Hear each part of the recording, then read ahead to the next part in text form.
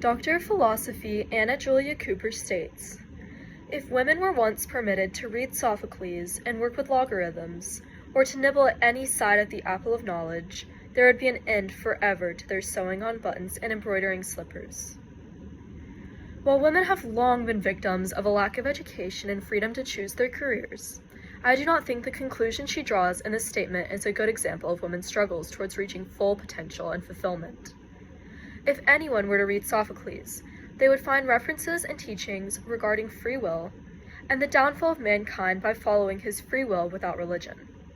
Sophocles famously states, "The only crime is pride." I believe it is prideful to suggest that with knowledge comes the elimination of things like sewing and embroidering.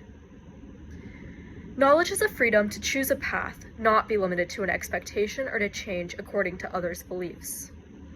I believe that knowledge from reading, learning, and living is the only way to succeed in a calling, from doctor to seamstress. One doesn't have to follow the typical role of fulfillment to live out God's plan for them.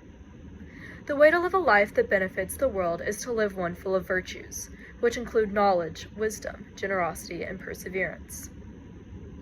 To dedicate a life to sewing, one must be full of knowledge on how best to make and design something. One must have the wisdom from those who came before to adapt and overcome difficulties. Generosity is needed to continue serving loved ones when there is nothing promised in return. When times are hard and people lose faith, the virtue of perseverance will carry on. A Christian education at Baylor will give me and every other student the knowledge, wisdom, and guidance to pursue what we are passionate about and what we are called to do. The world is made up of wonderful people who have chosen unique paths, and every person at Baylor is a part of that. A Christian education will remind people that knowledge does not equate to pride. One can be intelligent and wise while still acknowledging the presence of God in their life to lead, grow, and teach.